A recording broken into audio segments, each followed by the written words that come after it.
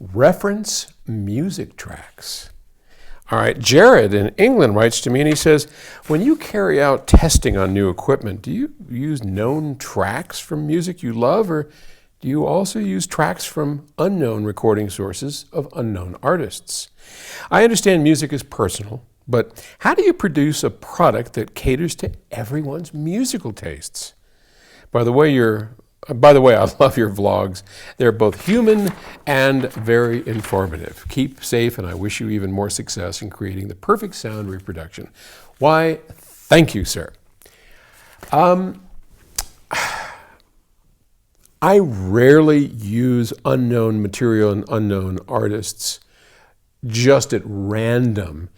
Probably part of the reason for that is time. I have a very busy life, and for a person like me who has, I probably would have been diagnosed with attention deficit disorder, or whatever that's called today, that everybody says, oh, that's why. I'm sure I would have, because I was like squirrel.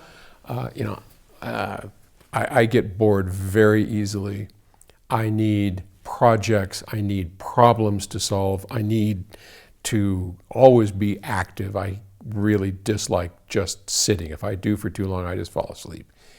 So that's just me. And because of that, and because a lot of the philosophical learning that I have managed to stuff into my head. Here he goes, Martha, is another diversion rant. You know, we all have busy lives. And when I decide to take on a new project, like I'm going to write a book, I'm going to start a YouTube series, I'm going to do this, I'm going to design a new product, whatever it may be. Whatever that is, the very first thing that comes into my head is, oh my God, I am so busy right now. How in the world will I ever manage to stuff another thing in, right? I mean, it's crazy. I'm already so busy. And that's the little lizard brain inside of you that's stopping you because it wants to preserve energy. And what I've learned over the years is to go, yes, dear, thank you. I can always make more room, always. Another project, no problem. I can open it up, and you can too. All of us can.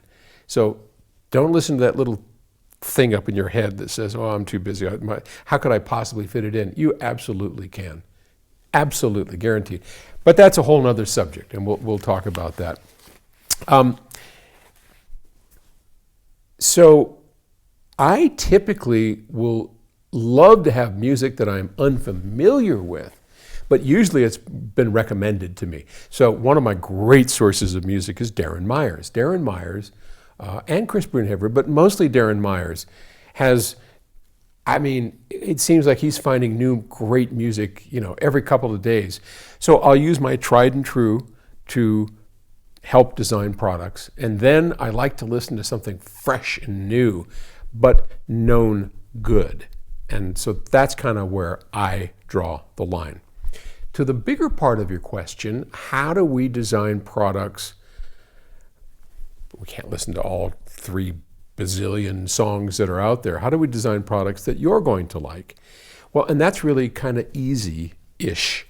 And the answer to that is music, listening to naturally recorded instruments. The sound of a stand-up bass, the sound of a guitar, a horn, a voice. We all know those sounds. And if you have a decent recording of that, the closer our equipment gets to what a real voice sounds like, what a real stand-up bass sounds like, that's what we strive for. That's how we build our products to make people who actually love and enjoy music agree with us and go, wow, how'd you get it to sound so real? Hint, hint, the secret? We listen to real music. And we get that to sound like the real instruments.